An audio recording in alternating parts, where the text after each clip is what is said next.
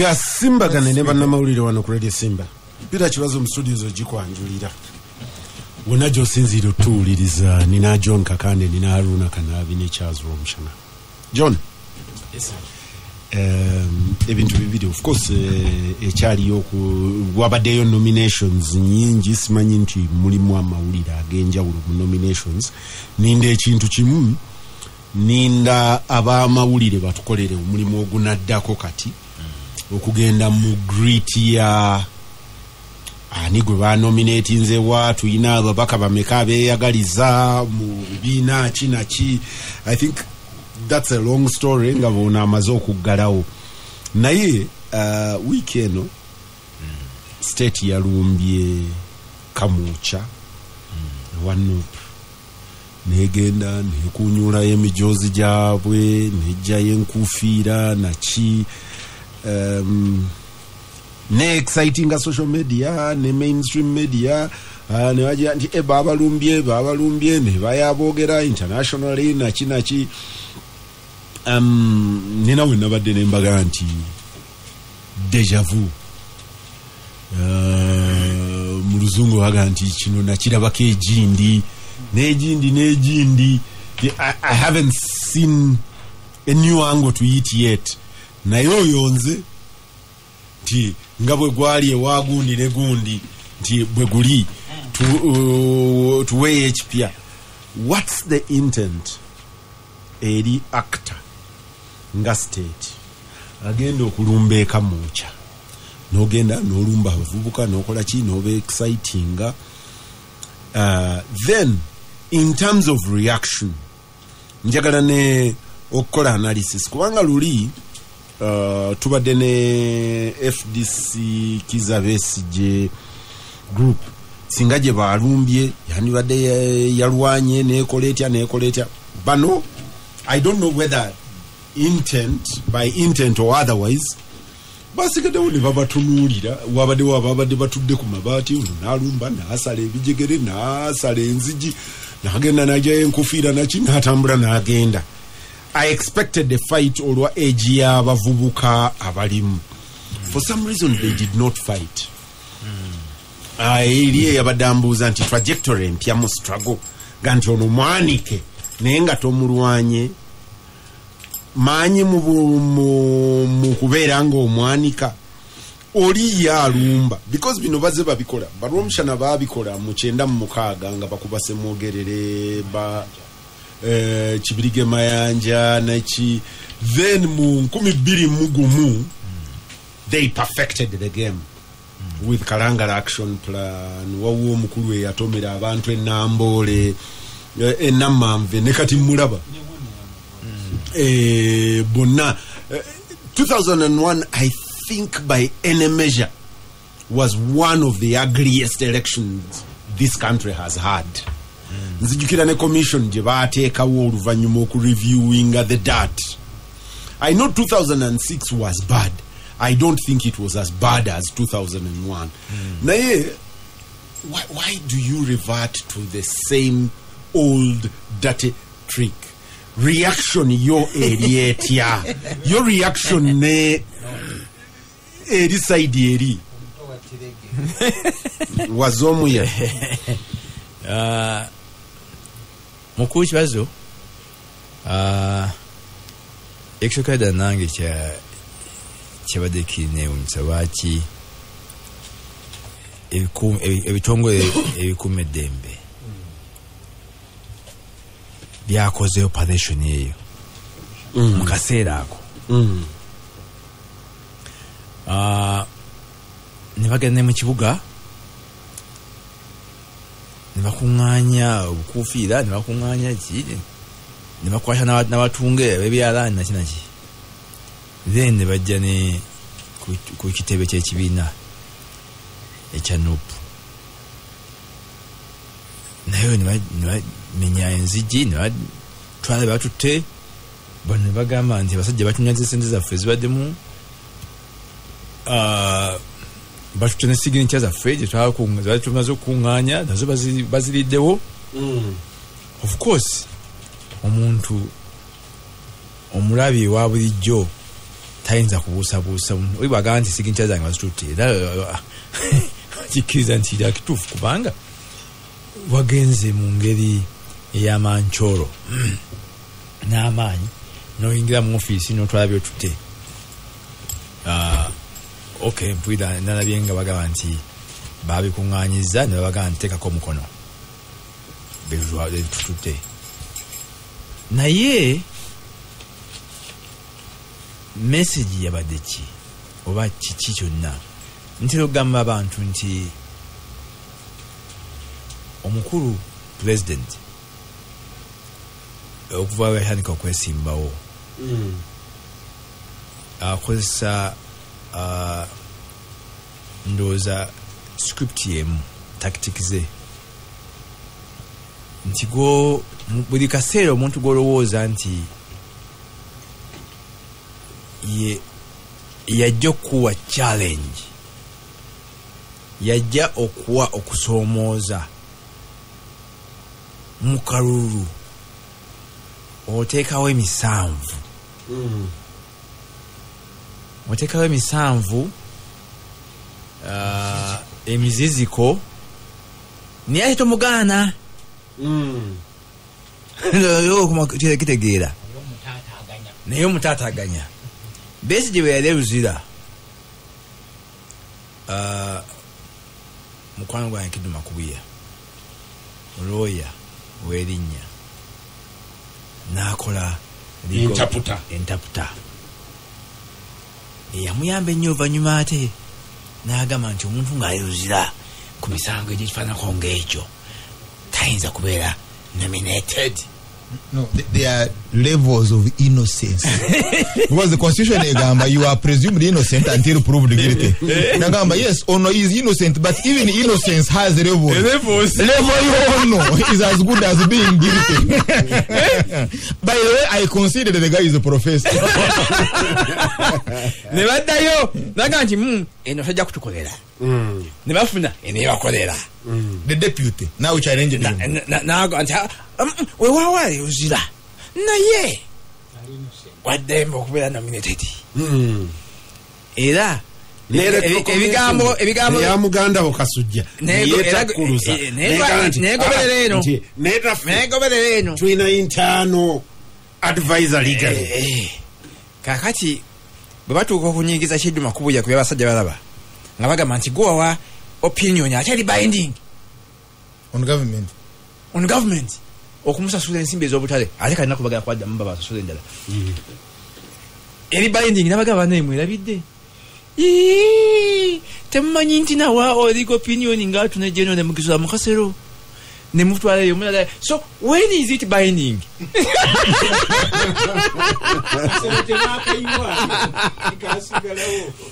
kakati toyogera ku bintu bya kasero naye wano ku dustbin ne intelligence botunira bonna abeesimbyewo mukulu ekibazo okuba kusemwogerere mukwano gwaffe okujja ku Besigye kakati Kyagulanyi olaba nti wabaawo obstruction naye ate ndowooza oba international community nga tayagala gamba nti muleke neesimbewo nzekka kubanga wajaga nti weevuganyiza weka aga nti Besigye yanvuganya Besigye semwogere yanvuganya netugera mu kalulu era nenkampaininga nnyo okeba era n'ebifaananyi bya rally abatunuliza ebyobuuza bagamba nti buli kiseera babaawo bakandidate abalinga dangerous substitute nti singa ono main avaamu naga nti boyikooti nze wanabaawo omulala olw'omushana davu anaavuganya kinekubeera kata oni vision yo werinze okumpandiikako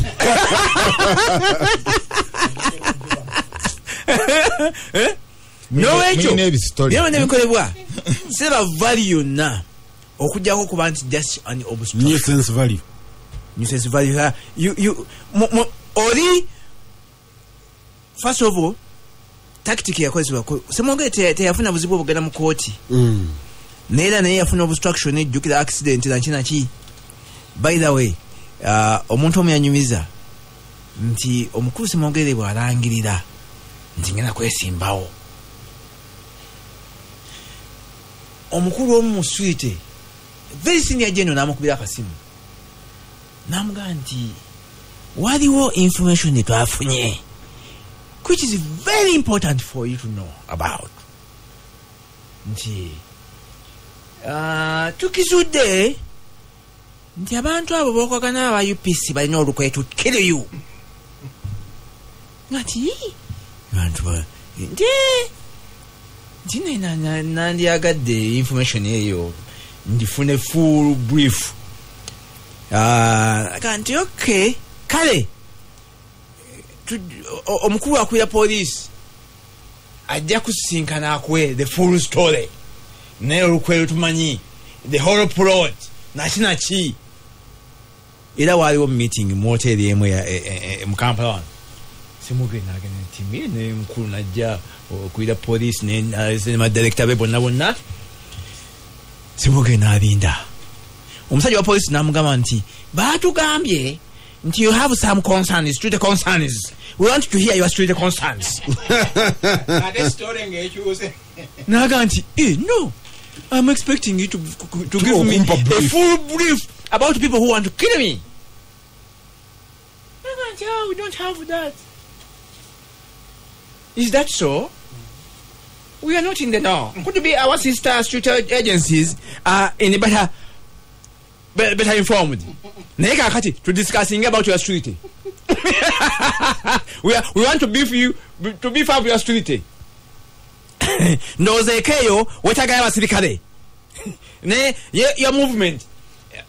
I think you need some patrols to move around with you. Okay, how they make you a hostage of a street group. Kubanga they avoid the question, a fear, a mind in your fear. Is this true? Is this a lie? Is it fake? Is it fake? Omuntu kati nekibale bajaje uwo. Ontani ko kumwekenga nti why? You know. Could be the man who want to poison me. Okay, ba? So there's different tactics. Nenga those tactics could be that to disorganize or kugeza ko no opponent.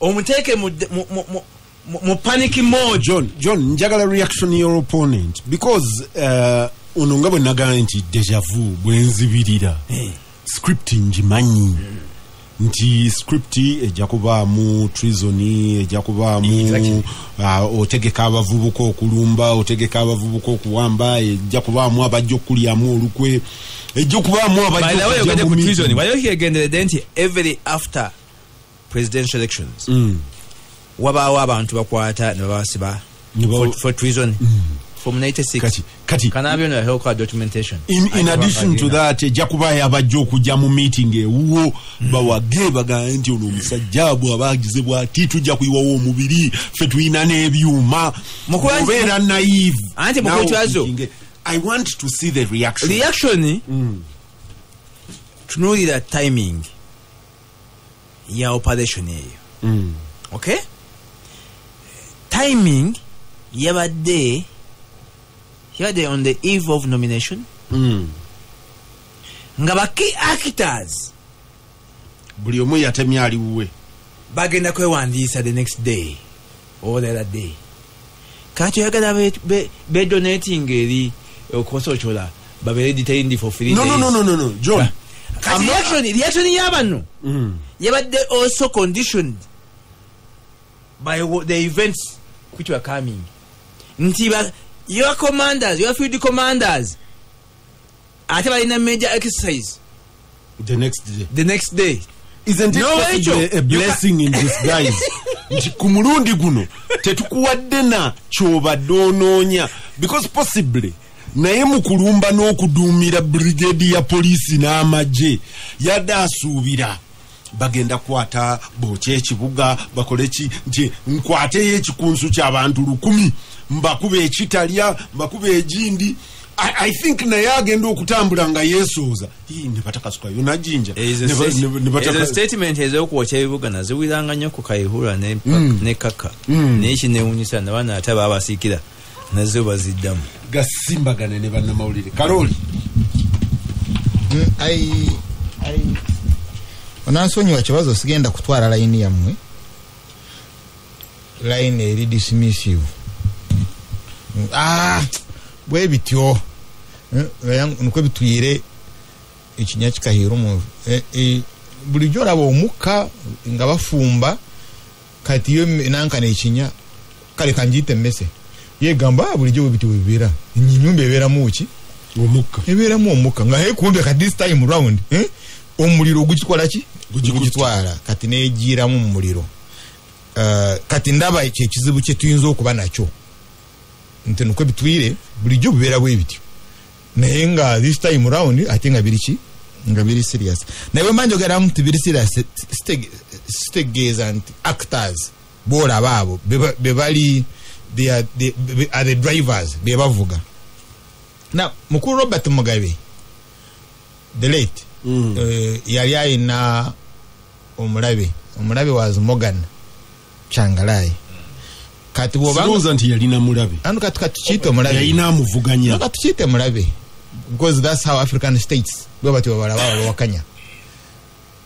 Now kati wobo designing security obo designing era Morgan Changalai leya wanu migo leya yokubiri tiagasi leya yokusatu masasa amatono leya yokuna okusinzira engeri bali jabana akola ki jibanajja na botunulira Changalai ngolinga kibazo no bobali Mugabe ngolinga kibazo gamba there is no enemy na eche kyabaawo omulabe yafubutuka munda ate nafubutukane mu kibiina ne kireta resolutions ona nayenga Robert Mugabe tayina kyakola ki tayina kyakukikolera and he was overthrown.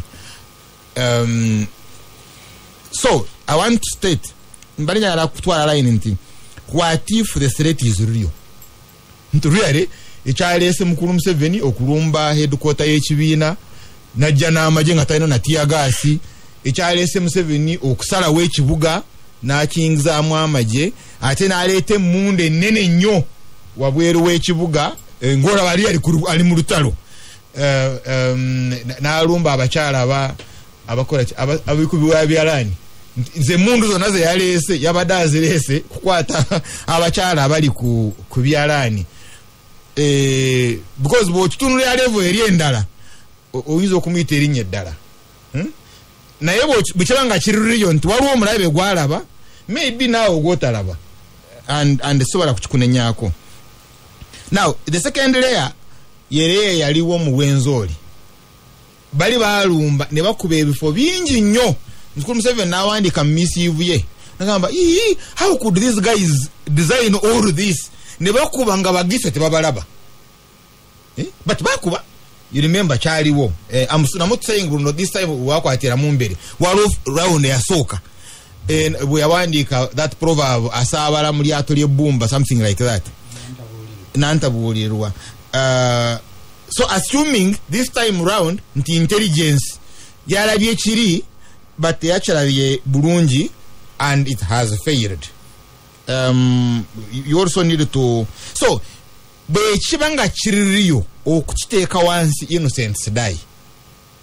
In other words twandabadde tusaba nnyo nti it is not real nti games zaabwe za games ezaki eza bulijjo but if it is real nga intelligence tekirina bulungi n'ekijira mu nzigira y'ekisirusiru nyono gyobadde oyogerako to crash it very many innocents die and among the innocents could be you, among the innocents could also be me and when njogera already waliwo innocents abakyala abadde batunga because for them bagoberera market buno ubukokolo butaya ku masiki babutunga ne bafuna yokusene so kyagwa nabo bayagala buli obugofiire nga babutunda they will make money but as wenjogera bali kigo they have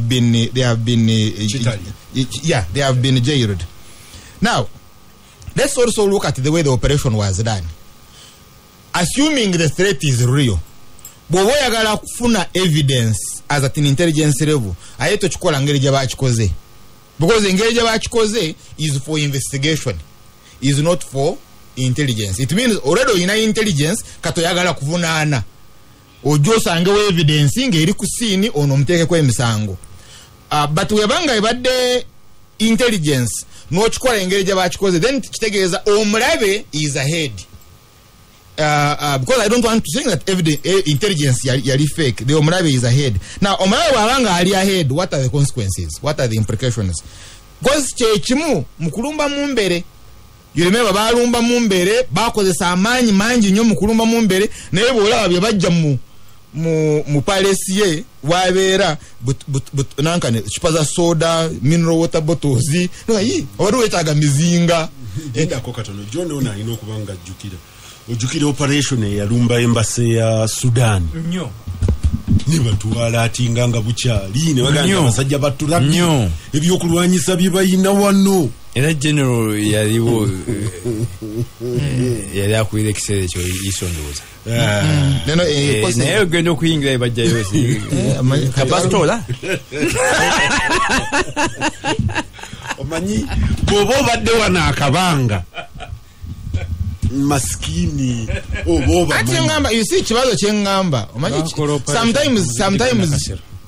sometimes it's good lumbe ekiro nawe ne bamenya aganja abatujju bali muno bayitirifu ne bawambe kulana anti kyengugamba waliwo omulabe wa Museveni ayinza okubanga ali smart nnyo ng'ali ahead of Museveni that by the time Museveni wali actingira either mutomeza oba amuli ahead but sometimes it's also good to be very ignorant ubijirira mu butu no bisekera munga but sometimes and when they could be deadly because ono wabanga musiru wekikache bwekitu akufuga ati emyaka 3 nga bintu byakora bintu byachi bofu wekitu how then does he rule you for 30 years akwata ati obuyenza but mbalesagala gende eyo so now mbyamu mbere it was the same case but now let's go to Libya bwojetegereza obulungi fanana ne wano nti bali bagenda okukwata Benghazi nga bayine bendera. You remember? Waliwo bendera gye bali bayina. It came simultaneously with a demonstration. Nga bendera ya Old Kingdom. Simanyi obujjukira. The Kingdom Gaddafi gye yajjako. In the demonstration, abantu bangi nnyo bali bayina ki? Ebendera ezo. Ekitegeeza waliwo ebyalaani ebyazitunga. Zayinawo store. Zayinawo distribution system. Ate abantu ne bazifuna. So question eri nti kulwaki intelligence ya Gaddafi teyazifuna. Now kati intelligence yono turoend waliwo store yama because tebazifunye yama bendera ago n'ebyambala ebyo naye byayiseewo ono ali mu bulali yagenza okwata n'akwata misi. So baba nga yakute misi nga kyabadala by'ekituufu then awedde and nze yeraine gyennemu because we still have time tujja kubiraba. Now then let me end with this kibazo in a second. That waliwo level of enterprise kati njagala kwogera nga amanyi Museveni at least atulako one on one n'ensoma because that time nali nsoma how you kwera prize bizino bi demonstrations how they can be very dangerous. Waliwo level where enterprise we kujjako nti beyond certain level ogenda kujirumba ensi negamba abaleke. So baba kujikutura olina okugitananga tena bakuva mu ttaka naye bweva mu ttaka netuuka ku certain level oba wedde. And therefore mukiwazo let me make this appeal. Mukulu Museveni gwe weemanyi you know the truth. Kibazo may you not know the truth, Kanabe may you not know. Probably Romshana may know half truth about it. Naye for you know all the truth. Choba chotya bwe kibanga kiri ruyo nga bwokitya n'okijjerayo emundu gye wajjeeyo nga kiri that real, then think about the lives of Ugandans. Tufudde nnyo. Let's dialogue. Stacey Ne Bannamawulire. Alona Kanabe. Njagala kwakula kibuuzo kyo. Right. Okuso byekisiri webiti. Utawaana nakyo. Nti lwaki era nadde ndaba mukulu ofuna opondo ne Padankunda. Yali omwogezi w'amagye nakozina ka director wa strategic something gundi eyo y'omu ku balowooza mu magye nga balina ekifaananyi kyabadde basaasaanya nti bano bakola no waliwo department by director of strategic thinking and all muliwo mmwe kutunuulira biki ebigenda mu maaso ne muyamba ku bannamu nga balaga ekifaananyi ekyabavubuka balinnye waggulu ku mabaati ne babeera eyo ng'era ofuna aseka nnyo baabo babadde beyita basimanyi baani beyisanga abamaje nga ne mukulu pada agezaako nnyo okutulaga engeri abantu bano gye babadde beyambisa ebyambalo ebyo n'ozanyisa ekitiibwa ky'obwa meja brigedia omayiwe kifunika naye obwedda bwe neegeraageranya nenga nti pade nze n'ekibazo ne kakande fena tutadde wamu tetusobola kwawula omuntu akolaki meja yenyini Rio nebino bikola ki nti omuvubuka ayambadde engatto ye n'ateekamu ovule myufu n'ayimirira nti nze ne kakande n'ekibazo omukyala ajamuleka ebbali naga nti omusirikale wuuyo naye nga nti kale ensi ya Uganda bwetyo bwekola ki bwefaanana naye Uganda muno era tulabye yabazifunye nga tebalwanye tobategedde nani Brigadier Ahmed Mbayo omanyi Brigadier Ahmed Mbayo yali mukwano nnyo gwa Romusana ono twayawukana ddi yali akutwala kaguddeyo ali ku ddaala lya Brigadier we reconcile ensi reconcile naye mukulu kibazo kyengezaako nkola nti campaign eno ebaddewo ebbanga ddene bagiyita natikana tovaawo okusonga nga tona kugivaako NRA engeri gyetufuga wabeerawo aboogera naye nga boogera bya kisiru naye ate wabeerawo nga batoogera nga bye balimu byamagezi kati gwe tonoonya bino bana babadde boogerera ekisirisire genda onoonya wamagezi ekyo nkimanyi bulungi nnyo era bo bwe bajja omulimu gwabwe gwego naye ekirungi nagenza okulaba nti n'abantu babayigino walinga bwola omufollowinga kale netolabako retweeted loved liked ngenda okulanga waliyo munne era ogenda okukeberanga era y'omu yoyo ali ku paati eyo omushana gyagamba abakola naye system oba process bagita non-violent campaign Abamerika abo be bagitandika era emaze ebbanga ddene ng'ejja ekola ki how do you confront a violent regime kubanga yebeera very powerful nti buli lwogenda America tabajja mbantu bali kote ngambye Abamerika be bagitandika nejjanga esaasaana kiwulira nga bakugamba nti kibazo bw'omulaba ng'alina amaanyi mangi tomusobola naye oyagala muvuganya okola otya bw'ajja n'omuggo gwe galamira wansi yes singa bagalamire Tunisia singa gavumenti yavaako nkubuulira campaign bwe galamira wansi oba seekyo ekoze oba seekyo nti bw'olaba kibazo ng'ajja n'omuggo gwe bwe yingira ennyumba yokola ki naye omutima gwo tagututte ojja kuba weesevinze ate naye amaanyi gajja genda gamukola ki n'ensi ekyo kyaganda gamukendeera gamukendeera omanyi kanaabi abantu bangi baagaana okuwa Winnie Madikizela Mandela had due credit in the struggle for the liberation of South Africa.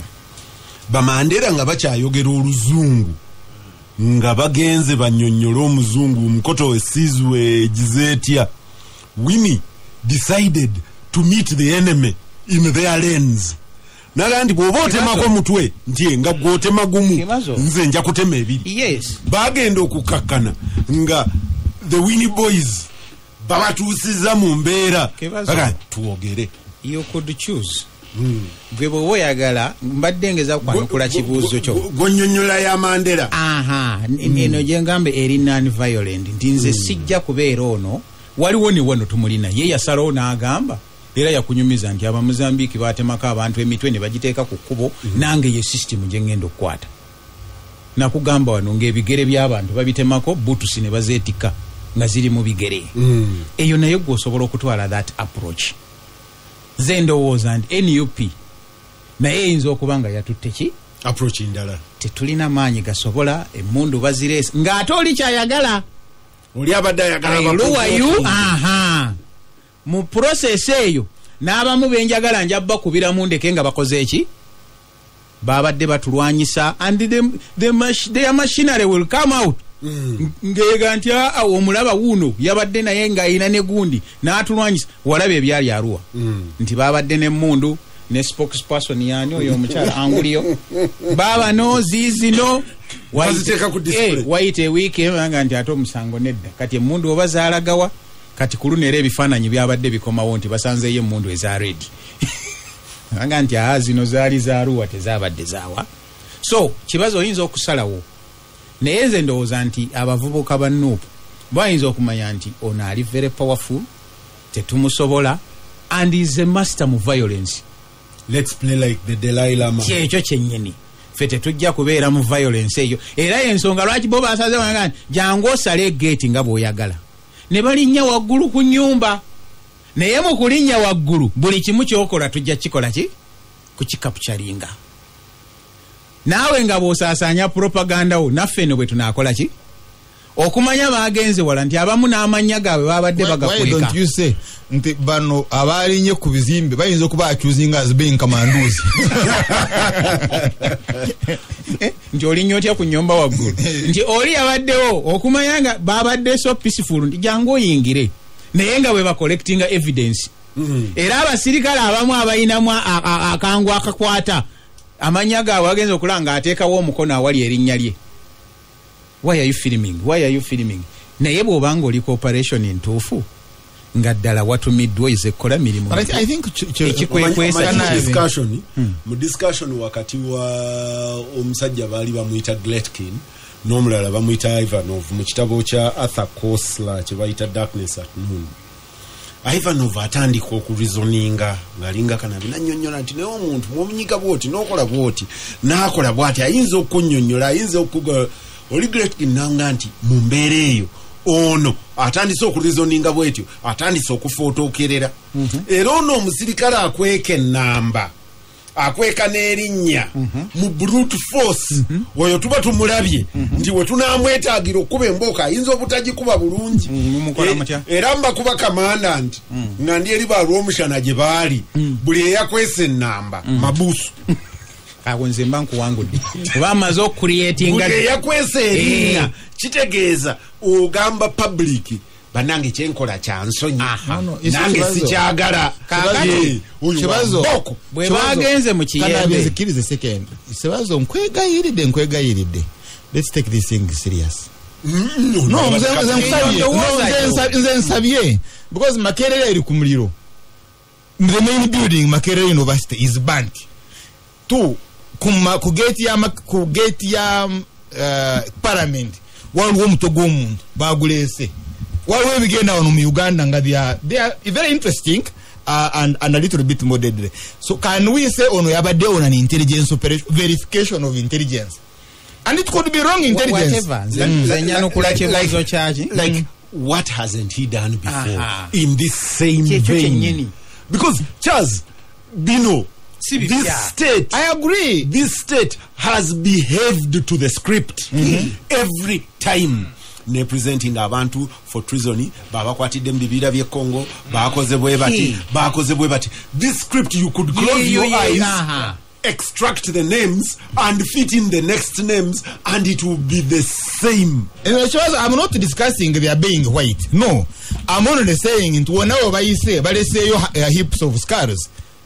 Kati eyo twavuddeyo omushana kyotana bakutegeera kibazo yaleese tutunule ku side yeno ndowooza kyekibadde ensonga yo eri script tugitegedde naye ono okubeera nga mu kifo kyogga nti kanwane n'omusajja alinnya ennyumba agenzeewa waggulu aga nti owange mbadde simanyi nti oli musajja mubi nnyo twadiscasize nga zizonaa kuyingira wano bano abakyala abaalaba nga batase bulime baliwa didn't we cause yomanyi gye bali simanyiyo wayitolumirwa bano abakyala be bakutte banaakomawo mbadde nkyakunnyonnyola nti bwe bagenze mu kiyembe naawe wonna we bakutte eyabadde apostinga ye teyagaye nti baba bano tubakube oba tulwanagana nabo yagaa nti bannaye kapito yenna bamututte kubanga ekyalaani kitunga butunzi naye nakyo bakikoze eki era buli eyabadde ayaga nti bambi kati era lw'omushana alenga ndi kati bambi abo abakyala babadde batunga byalaani byabwe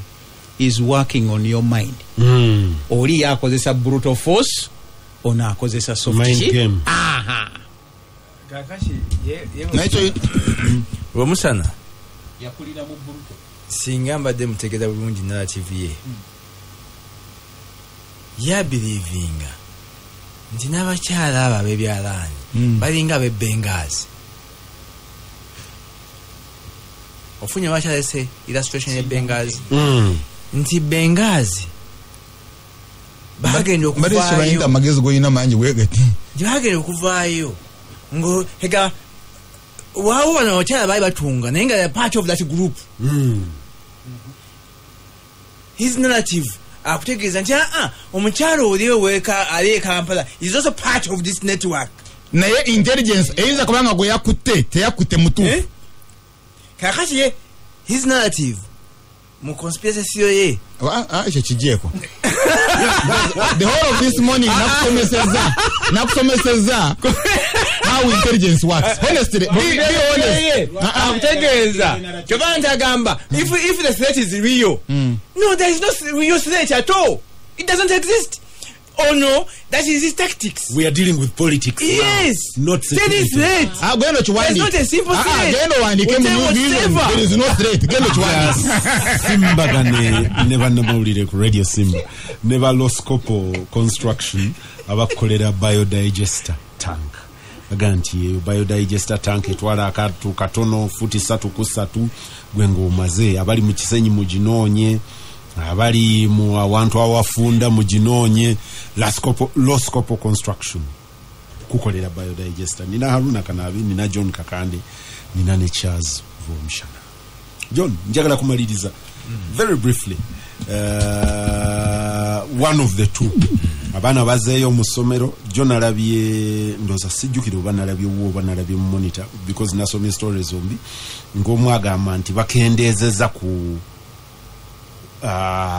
rigaya requirements je babadde bawadde amasomero yemu ne somehow abana bazeeyo nze avuga mu kibuga nabalabyeko bino ebya masiki nga nabyo mu mbeera ya bulijjo biringa kusaba wa boda katabo kati manya ababoda babagamba bawandiika amannya bw'oba oyagala okumanya nti SOPs zikola bwe tufuluma wano genda wali ku stage ya boda omugambe ngwaye mpaka katabo kwa ka wiki ewedde olabe but they've rolled off seen experience ya masomero gennyini nenalabyeko kololesesi ng'abaana ba spreadinze mu bibino babyabadde 10 bimeka aba S4 oyo are rollings off but also comment emu yokka kusembabule byombi very brief comment mukama wange jezo okwogera ku masomero mbadde nja enkyaleero tusinkanya ba traffic bangi kakati oli naakola comment n'agamba nti anti amasomero gagguddewo. I hope they don't mean what I hear. Onagamba nti amasomero traffic kwataganirawa ti abanoonya school fees simple nti nagamba nti tukigenderanga buli school term bwetandika deployment ya traffic police ku makubo eba tough nti tolowooza nti bagenda kukwata DMC. You're making a mistake. Baba bali ku kukunganya school fees ez'abaana baabwe ne bakama baabwe. Mukulu kibazo simanyi oba ofunye omukisa n'oyogera n'amasomero n'oyogerako n'abamu kuba twala amasomero ne baidi master naye it is a very sad story and very painful. Abantu bananyini masomero oba baidi master bebayiseemu biri painful kubanga sewunya kutegeeza bangi amasomero gaguddwawo tegaguddwawo amangi tegaguddwawo kubanga bali fully compliant ne berowooza. How deep is your pocket? Wanji? How deep is your pocket? ne bwoba ebaddeyo masomero nga ne bwoba nga olina whatever they need nga one square in 90%. Nga bajja ne batunula wasoma animal farm. Waliwo ndoza Napoleon bweyagenda n'atula atambula n'agenda n'aweereza ebigwawo ebikambwe. Bajja batunula nannyini essomero bamuleka mu suspense tamanyi nti aliko nga tebagambye tebana kyebagambye naye akasimu kabe bakalese ona otukubirako netukuwa feedback tamanyi kwogera lulimi Luganda basebo kati certificate yange basebo omanyi John kyoyogera nina omukulu w'essomero gwe nayogera naye director ndowooza si headmaster ennaku zino yali anoonya center number mu UNEB ayina essomero lya NO level bw'agenda okunoonya center number bali ne bajja nga balina checklist buli kimu ne kiyita nebeetoloola bwe baamala ne badda n'agamba naye wano sigenda kwogera ki exactly kuba oba oliawo bajja kumanya bayitira naye wano wandikoze bwoti ne bwoti naye obadde oyise nti kakati ffe tugenze bw'onooba omakinze good onootukubira bw'onooba olemereddwa era tukubire kati oli nanga nti naye ddala nzibweyo nkole bwendi kati ng'ali mu dilema kati obulalu bwange ne muga nti batege nti nga bano aba UNBS bwe babakoze abagenze mukama yayampa mukama ani ebyo nti batege obagambe mujje ti mbawe koliho mubasajja abatemutosangika onjagaza abo tuba tubafunye nje nze njana kufunira abamawulire babeerewo ku siimi naye gundi nanga nti era saddayo muwuliza kasi simanyina kumanya ayinza n'okuba n'esenta yagifuna nze yangoba sebo y'abantu baffe nti abantu baffe bayise mu bizibu ennaku zo kati okuyetinga bureaucracy system eri bureaucratic nogani kakati nti bagenda ku inspectinga bakuwe clearance bana abawansi oba okoze eki obalabye oba wadde ku ssente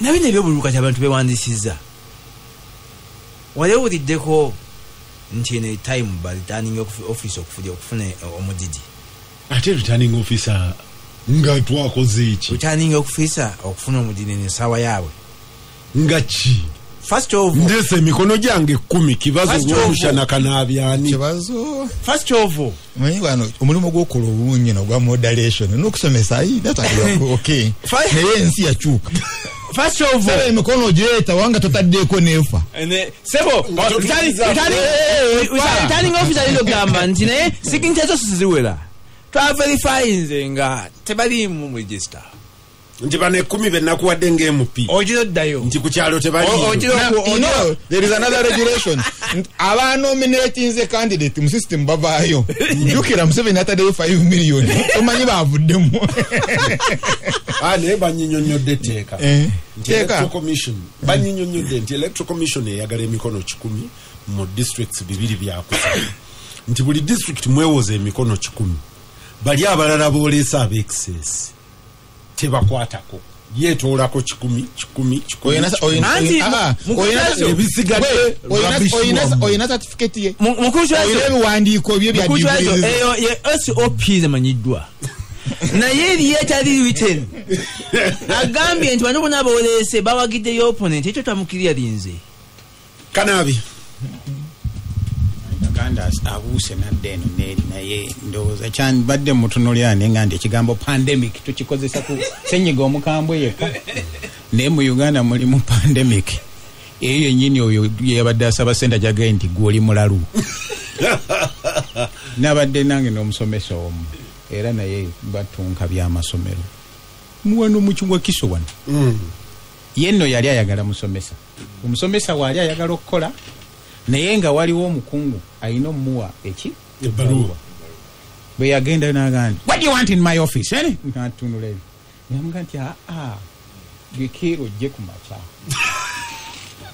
naye sebo njagaza nnyo mwe mulowooza tutuula wano okugira unankani nino baluwa gikole kati mukama wange nene nti tajiraga ndi oluwa gundi wegindi yewaleeta olwo eyanguye mangu nyekozesa kakati ne bino bye twogerako okusinga naddala nze ndowooza nti amasomero ga private gagenze ne gatwalibwanga oba nti si bannayuganda nti mulinga abalabe abo bennyini bawulira bainspekita bannaleera atwala ekifuba n'akiteeka kuwa private bw'atuuka ewaffe ekittante n'omuga nti site kanso gw'oba obuuza ye nannyini byo essente azituwe temwawandiise ne baga nti babawadde n'akakadde kamu kitundu kaatuuse ku masomero nako tekannaba kutuuka naye abaana batandise okukola ki akakadde kamu kitundu kale kalina okugula ki sanitayiza n'ebidomola ebikola ki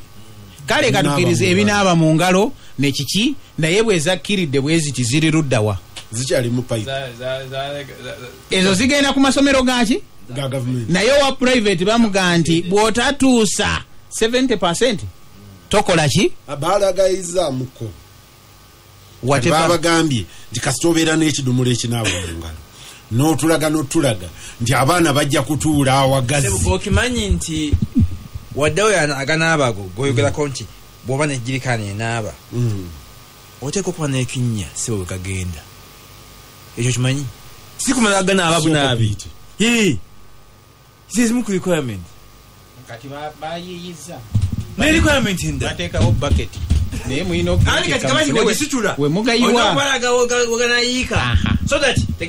kakati owa private abadde takola emyezi okumala kati kumpi mukaaga mulamba naye kulwaki ayagala kumulumirwa nnyo no njagala kutunuulira is it a crime okuraninga business education mu Uganda nze nja kulaba ango ndala mukibazo because ndaba masiki yotevaako naye ate waliwo ebiseera byetera okuvaako kyobalaba greatly endangered nga ndi neighbor wom tuli ku level is it level 4 or stage 4 abawuliriza abatulaba wano bakayana nange mbulwaki sijjaako mask abalala nga zivaako nembaga wange nze nsinkana abantu ab'enjawulo abali exposed at different levels nicho nakiyitidde mudda mkwano gwange kati nze mwemba protective covid goyina mix mungi nnyo kati mbadde ngamba era se waliwo omukungu omu